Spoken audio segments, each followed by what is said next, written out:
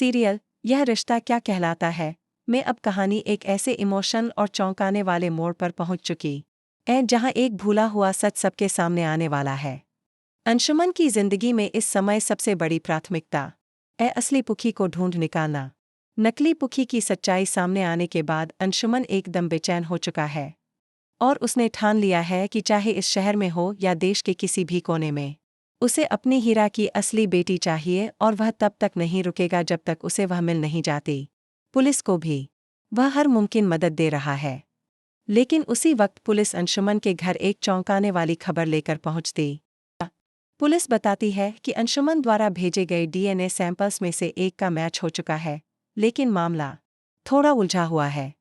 Police अफसर कहता है कि यह डीएनए एक लड़के से मैच हुआ है, जबकि अंशुमन ने तो एक लड़की यानी पुखी की तलाश में मदद मांगी थी। यह सुनते ही अंशुमन चौंक उठता है और सोच में पड़ जाता है कि आखिर यह लड़का कौन हो सकता है। वह तुरंत पुलिस से पूछता है कि क्या उन्हें पूरा यकीन है, और पुलिस कहती है कि हाँ, यह लड़का उदयपुर के पास एक अनाथ आश्रम में रह रहा है और उसकी उम्र 9 साल है। यह सुनकर अंशुमन और ज्यादा हैरान हो जाता है। वह तुरंत अभीरा को कॉल करता है और पूरी बात बताता है। अंशुमन कहता है कि डीएनए का मैच किसी लड़की से नहीं बल्कि एक 9 साल के लड़के से हुआ है। वह पूछता है, क्या तुम्हारा और अरमान का कोई और बच्चा भी था? इस पर अभीरा कुछ देर चुप रहती है और फिर भावुक होकर कहती है, हाँ, हमारा एक बेटा था, हमारा बीएसपी, लेकिन हमें लगा था कि वो बच नहीं पाया, हमने उसे खो दिया था। अंशुमन यह सुनकर धीरे से कहता है, नहीं अभीरा, तुम्हें गलतफहमी हुई है। तुम्हारा बेटा जिंदा है और वो उदयपुर के पास एक अनाथ आश्रम में है। अभीरा इस खबर को सुनकर स्तब्ध रह जाती है।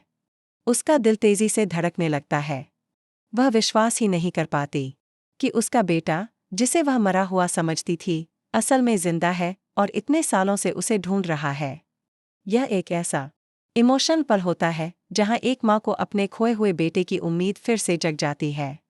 वह आंखों में आंसू लिए सिर्फ एक ही बात दोहराती है, क्या सच में मेरा बीएसपी जिंदा है? अब ट्रैक में दिखाया जाएगा कि अभीरा किसी भी कीमत पर उस आश्रम जाएगी और अपने बेटे को वापस लाएगी। यह पल पूरे परिवार के लिए भावनात्मक रूप से बहुत भारी होगा। लेकिन यही नहीं रुकती कहानी, आगे दिखाया जाएगा कि जब अभीरा अपने बेटे से मिलने पहुंचेगी तो वहां उसे माइला भी मिलेगी। माइला और बीएसपी दोनों एक साथ अभीरा के सामने होंगे। अब यह सवाल उठता है कि क्या इन दोनों बच्चों की कहानी आपस में जुड़ी? क्या माइला ही नकली पुखी के पीछे की कड़ी थी? और क्या बीएसपी की कहानी में कोई और भी सच्चाई छिपी है जिसे अभी तक कोई नहीं जानता? यह ट्रैक कहानी को पूरी तरह से बदल देगा। जहां एक माँ अपने खोए हुए बेटे से मिलेगी, वहीं कई पुराने राज भी धीरे धीरे खुलते जाएंगे। दर्शकों को मिलेगा एक जबरदस्त इमोशनल ट्रैक जहां रिश्ते, सच्चाई और मातृत्व की गहराई को एक नई परिभाषा दी जाएगी। अगर आपको यह स्क्रिप्ट पसंद आई हो तो कमेंट करके जरूर बताएं। क्या आप भी इंतजार कर रहे हैं अभीरा और बीएसपी के इस मिलन का? और क्या आप चाहते हैं कि यह रिश्ता क्या कहलाता है में अब एक नई शुरुआत हो, सच्चाई और भरोसे पर?